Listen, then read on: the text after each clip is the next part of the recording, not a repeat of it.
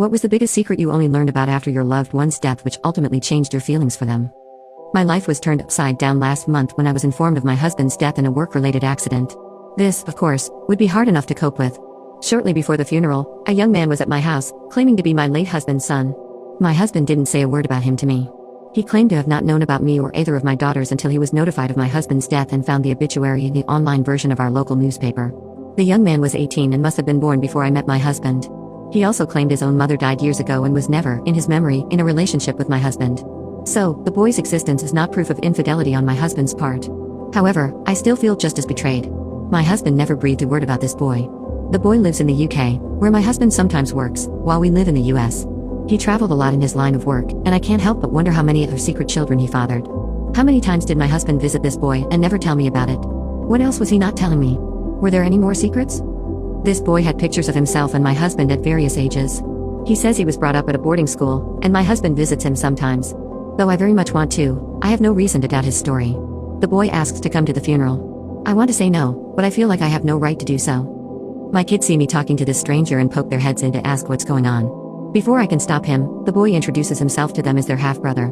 Now, not only do I have to figure out how to deal with all this information myself, but I also have to find some way to explain it to my children. My 8-year-old doesn't seem to get the full implications of her father keeping this kind of secret from all of us, but my 12-year-old is clearly upset, although she won't talk about it with me. At the funeral, the boy kind of lurked in the corner. But when lunch was served afterwards, he approached both my girls and was playing games like tag with my 8-year-old and some of her friends who joined in. I didn't think this was appropriate.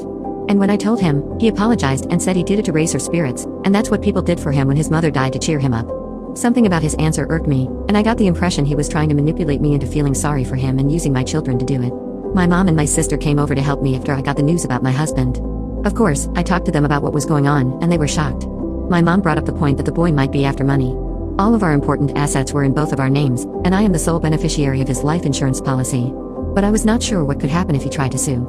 I asked the boy frankly if money was what he was after, and he said, "No, I couldn't take any of your money. You have kids to take care of." It irked me the way he said that, as though I was offering money and he was trying to show how good he was by turning it down. It felt as though he expected me to give it to him anyway.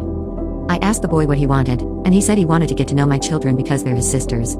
In my opinion, they might be his sisters, but he's a stranger to them regardless of their biological relationship.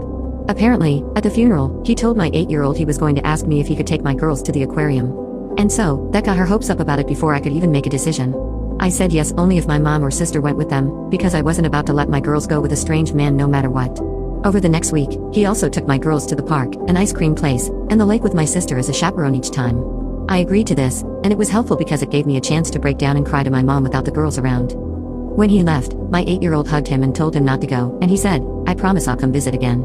I stepped in and said, "No, I think it would be best if you didn't come back here." He looked hurt, and my 8-year-old cried, but I was sick of him promising things without getting approval. She thinks it's a cool mystery, like from a TV show, that she has a secret brother, and she doesn't realize how disturbing it is that her father hid his existence.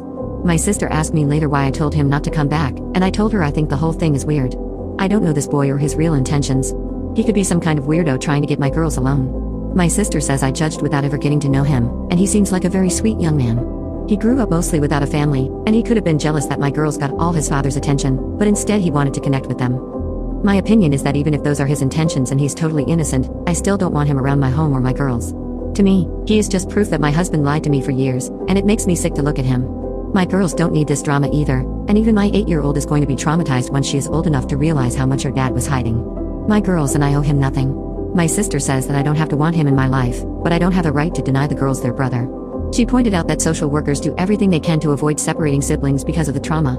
I said it's not the same thing because my girls have only known this brother for a week. My sister said it's also important because my girl's brother is now the only person they know of their culture. My husband was like 1/8 Hawaiian. And so, the girls and their brother are like 1/16. The boy appears to be white, and my daughters and I are black. But this boy was raised in the UK, and he isn't part of Hawaiian culture. And honestly, I think culture is something natural and not something to force just because of your genetics. My girls don't live in Hawaii, they live in Oregon, so that is their culture. Not black culture or Hawaiian culture. I don't force myself or my girls to participate in African culture just because of our genetics. I thought my 8-year-old would get over her brother, and she did go several weeks without asking about him. But yesterday, she asked about him again. I feel bad about ever allowing them to go anywhere together and bond. I wish I'd handled the whole thing differently. And now, I don't know how to explain the situation to my kids. My 12-year-old hasn't asked about her brother, but she has been extremely closed off since her father's death. I don't know how this issue might be complicating what she's feeling. Apparently, my husband's son was telling the truth. My husband's name wasn't on his birth certificate, but the DNA test did show he was related to my kids. He also had photos, cards, voicemails, and tons of evidence to prove that my husband did keep regular contact with him. Apparently, the son's grandparents were his legal guardians. My husband occasionally gave them cash as under-the-table child support. I did notice that he sometimes made large withdrawals whenever he went overseas. He said it was because shops there don't take his card. I wanted to believe it was a scam because I thought it made more sense than my husband lying. Talking to my husband's son a bit more revealed that he'd been lying to him too. Apparently, he told him he was a cowboy and a pro football player. But when his son Googled him, he switched to saying he was a gangster who had done prison time. Needless to say, none of that is remotely true. I can't fathom what could cause him to behave this way. Lying to me, lying to his kid, not raising his kid, and questioning everything my husband ever told me. I'm now wondering, if it was me who died, would he have abandoned our kids as well? I feel horrible for that boy.